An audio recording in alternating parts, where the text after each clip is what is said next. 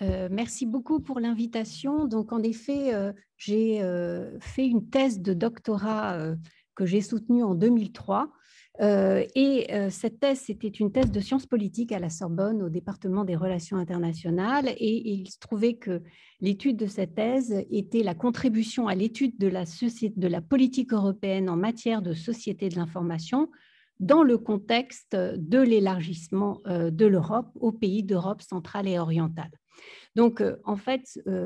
je remercie Michel de son invitation qui était de manière rétrospective, hein, puisque nous sommes intervenus hier sur une demi-journée consacrée à la prospective,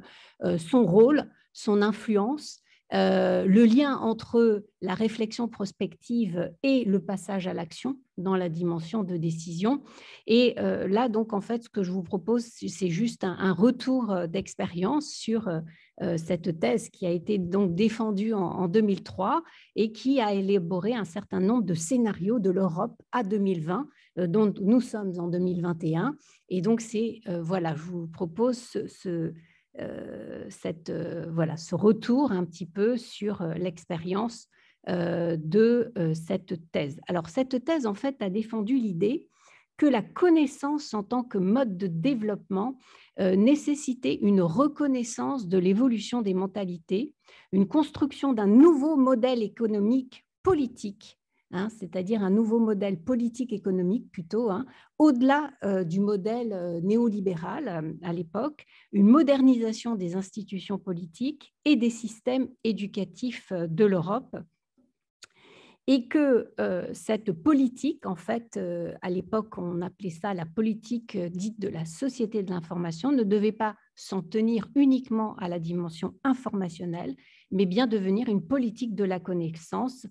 qui permettrait de favoriser une dynamique d'intégration du système européen aux pays d'Europe centrale et orientale. Donc, à l'époque, il faut se remettre dans le contexte des années 2000 avec cette lame de fond. Il se trouvait que moi, j'avais travaillé une dizaine d'années au plus proche sur les pays d'Europe centrale et orientale, Russie, hein, puisque je parle le russe couramment. Et donc, quand le mur de Berlin est tombé, en travaillant dans ces pays, je me suis rendu compte qu'au-delà de la nécessité absolue d'intégrer ces pays dans l'Europe, hein, dans le projet européen, il y avait aussi cette lame de fond qui était en train d'advenir, ce qu'on appelle la mondialisation. Et au cœur de cette mondialisation, la dimension d'information qui, à l'époque, était développée par les travaux de Manuel Castel sur l'ère des réseaux. Il avait montré ce développement. Et donc, à l'époque, ma thèse a souligné la nécessité d'une révolution des consciences en Europe et que le processus européen, c'était aussi une opportunité pour lui peut-être de se réinventer autour de valeurs partagées et donc la nécessité, bien évidemment, de faire de cette politique européenne en matière de la société de l'information, non pas uniquement une politique de société de l'information, c'est-à-dire un déroulement, un développement des technologies de l'information et de la communication, mais d'en faire un projet politique autour de l'Europe. Donc, un des grands terrains, si je puis dire, dans ces débuts des années 2000, c'est le terrain, bien évidemment, de la Charte européenne des droits fondamentaux, du grand débat à l'époque sur la Convention sur l'avenir de l'Europe. Je vous remets un petit peu en perspective le contexte de l'époque et bien évidemment des travaux de la cellule de prospective de la Commission européenne qui ont été vraiment le point de départ et qui m'ont permis à l'époque de montrer en effet une émergence d'un certain nombre de valeurs, non pas forcément des nouvelles valeurs, mais plutôt une réinterprétation et une réexpression, nouvelle expression de valeurs étant donné le contexte de l'époque. Et que donc il y avait une singularité européenne à en effet porter au cœur de son projet, de sa réflexion, des valeurs comme la dignité, comme la liberté, comme l'égalité, comme la solidarité, comme la citoyenneté et la justice. Et donc, on était vraiment dans cet élan, si je puis dire, dans ce désir d'Europe, hein, d'unité dans la diversité. Ce que l'on se rend compte, c'est qu'à l'époque, déjà, dans le contexte des années 2000, eh bien, les technologies étaient perçues comme ce socle, finalement, une base qui permettrait le développement d'une structure sociale. Et là, il y avait tous les travaux de Manuel Castel qui montraient que le nouveau paradigme en fait, des technologies de l'information et de la communication permettait, en fait, fournissait les bases matérielles de son extension à la structure sociale tout entière. Le deuxième, et j'irai vite sur toutes ces évolutions, le deuxième élément du contexte de l'époque 2000, c'était le début de l'influence de l'écologie. Je vous rappelle que Halte à la croissance, Limits to Growth, c'était dans les années 1970 déjà, et que déjà à cette époque, et nous aurons d'ailleurs la première stratégie européenne en matière de développement durable qui date de juin 2001,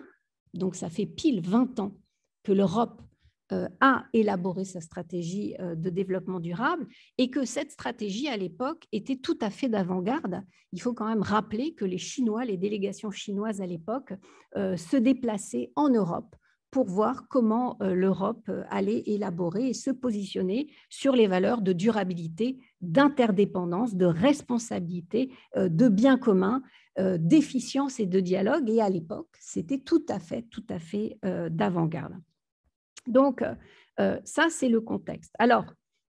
quelque part, ma thèse, en fait, à l'époque, a prôné l'idée que cette politique en matière de société de l'information, eh bien, elle nécessitait, premièrement, une recherche et une technologie à la pointe. Il fallait, en effet, engager l'Europe dans une recherche et une technologie à la pointe,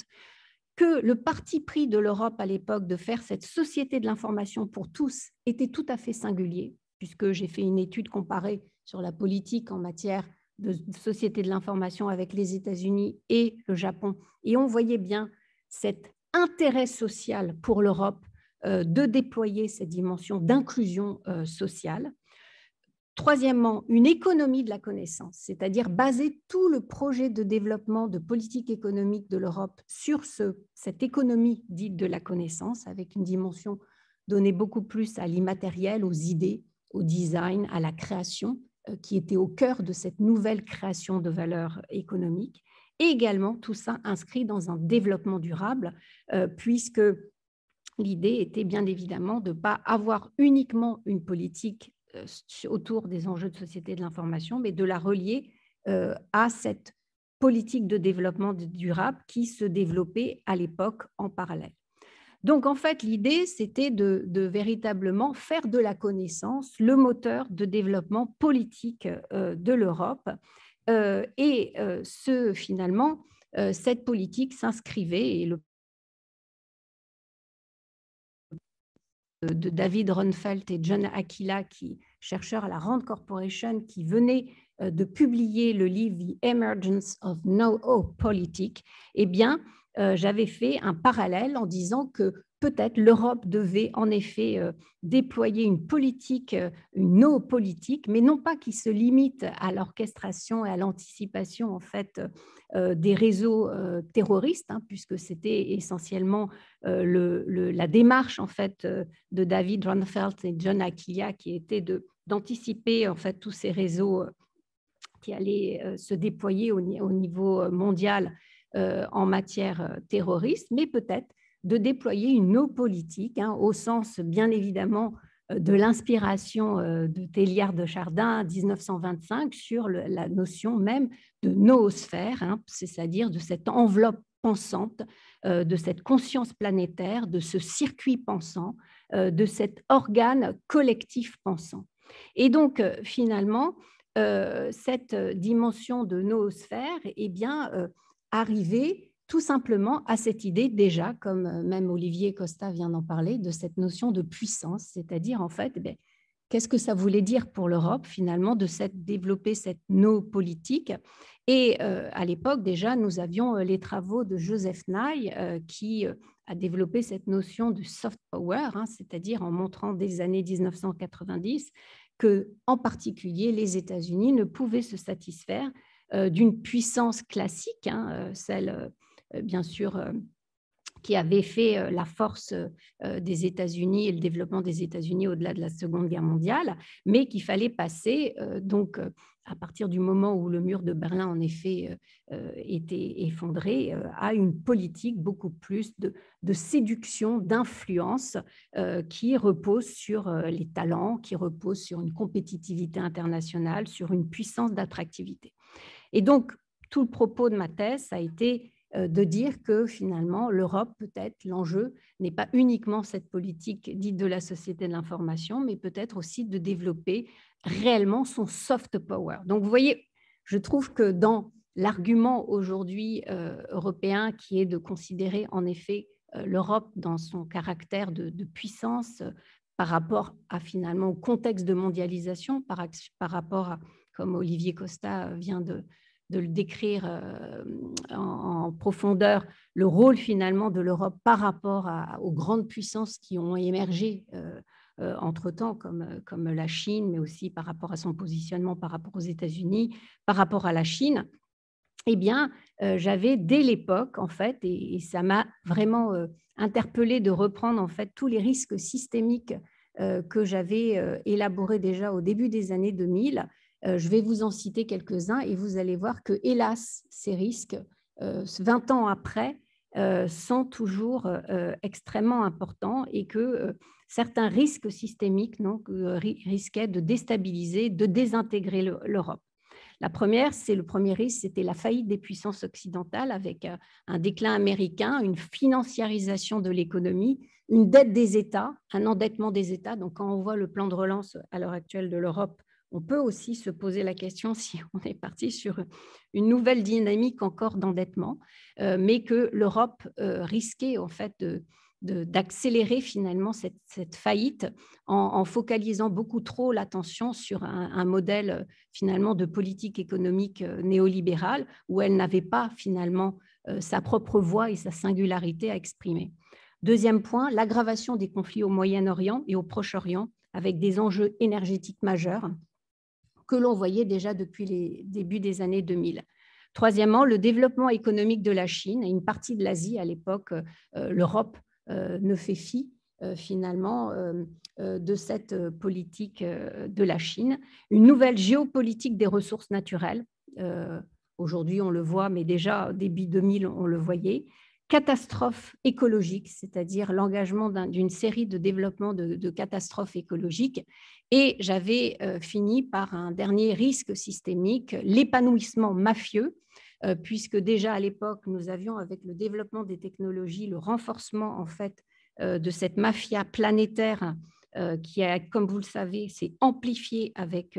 les technologies de l'information et de la communication, mais nous avions également le contexte d'intégration des pays d'Europe centrale et orientale qui était déjà aussi au cœur de certaines mafias, et on le voit depuis 2000, une accélération en effet des mafias. Donc, en conclusion, ce que je veux dire, c'est qu'à l'époque, j'avais élaboré 3 scénarios noirs de la société de l'information avec cette idée que l'Europe devait à tout prix éviter ces scénarios noirs en matière de société de l'information. Donc, ces scénarios, c'était, premier scénario noir, une Europe désintégrée économiquement et socialement, c'est-à-dire désintégrée parce que finalement, étant quelque part la victime de ce développement d'une politique vraiment très néolibérale où elle n'avait pas finalement sa place. Deuxième scénario, une Europe colonisée en matière de technologie et de défense par les États-Unis. Aujourd'hui, en fait, on voit bien le rôle des méta-plateformes, des méga-plateformes avec les GAFAM et du difficile rôle que l'Europe essaye de jouer dans ce domaine-là. Et le troisième scénario à l'époque, c'était l'échec de la société de l'information et la responsabilité des élites, c'est-à-dire dans cette incapacité finalement des élites à faire que cette société de l'information advienne. Aujourd'hui, si vous regardez les derniers scénarios qui sont pratiqués, notamment Analysis of Global Societal Trends to 2030 and their impact on the EU, c'est les derniers scénarios en fait qui ont été commissionnés par la Commission européenne, le Parlement européen très très récemment. Et lorsque vous voyez en fait ces scénarios mondiaux qui sont un petit peu la boussole pour la nouvelle présidente, c'est-à-dire dans sa politique de géopolitique, c'est un peu la boussole qui oriente en fait les politiques européennes. Vous avez la montée de la classe moyenne globale, c'est-à-dire le déplacement, la migration en fait de la classe moyenne vers la Chine. Le fait que nous sommes, comme vous le savez, dans le continent européen, qui est le continent qui vieillit le plus et qui vieillit le plus vite. L'emploi avec la nécessité de prendre en compte les TPE, la montée en puissance des indépendants et tout cet écosystème économique qui fait la richesse aussi du marché du travail, et puis l'évolution et l'impact des migrations, et enfin la montée en puissance des sociétés connectées et de l'empowerment des individus. Donc ça, ce sont en fait les 5 trends qui sont, à mon sens, aussi tout à fait pertinents. Mais ce sur quoi peut-être, juste pour finir cette intervention, c'est peut-être faire le lien avec ce que l'on a dit hier sur le rôle finalement de la prospective. Je crois qu'on peut, une chose est déjà de se mettre dans un dispositif pour pouvoir réfléchir à l'avenir et imaginer des scénarios, établir les risques, mais l'autre chose est également de prendre en considération les signaux faibles, les signaux forts, qui étaient déjà extrêmement visibles. On le voit à travers tous les travaux qui avaient été menés par la Commission européenne, par Marc Lux, peut-être Guizy qui en parlera tout à l'heure, ou par les travaux de Jérôme Vignon, avec tous les livres blancs, je pense notamment au livre blanc sur la gouvernance, qui avait fait monter dès de la fin des années 90 la nécessité de prendre en considération cette triade des acteurs. C'est-à-dire, on avait eu, grâce à Susan Strange, donc professeure à la London School of Economics, puisque moi j'ai eu la chance de passer par la London School of Economics, où on a vu cette montée en puissance des grandes entreprises. C'est-à-dire que les États, dans les années 80-90, n'étaient plus les seuls à agir avec cette montée en puissance des grandes entreprises, mais on a vu également, grâce aux travaux, je pense, de prospective et notamment de ce livre blanc sur la gouvernance, la montée aussi en puissance des ONG et de la société civile. Et donc, ce que je veux dire par là, c'est qu'il me semble, 20 ans après, avec un peu cette lunette rétrospective, c'est que nous avions déjà beaucoup d'éléments. Nous avions beaucoup de visions du futur possible. Nous avions des signaux faibles qui étaient très forts sur cette émergence culturelle, cette nécessité finalement de passer à des valeurs beaucoup plus immatérielles, beaucoup plus spirituelles, qu'il était temps d'ouvrir et de repositionner en fait ce projet politique en mettant le sens, les valeurs au cœur de ce projet politique, et que je pense a été un choix politique ferme de ne pas aller dans cette direction. Et donc, je crois que j'appelle toujours de mes voeux un futur d'Europe qui soit beaucoup plus large, qui soit beaucoup plus porteur et qui prenne en considération ces signaux faibles, parce qu'à l'époque déjà 2000, nous avions 69% des citoyens européens qui considéraient la nécessité de protéger l'environnement comme la priorité numéro 1 pour l'Europe. Ça fait 20 ans que la société civile met au cœur de ses priorités la nécessité, en effet, d'inscrire l'écologie au cœur de ce projet européen. Et donc, j'espère que ça sera aussi peut-être l'opportunité de revoir un futur et puis de se remettre dans cette disposition de créer, de faire advenir des futurs que l'on souhaite réellement de tout notre cœur. Merci beaucoup pour cette opportunité de partager ce retour.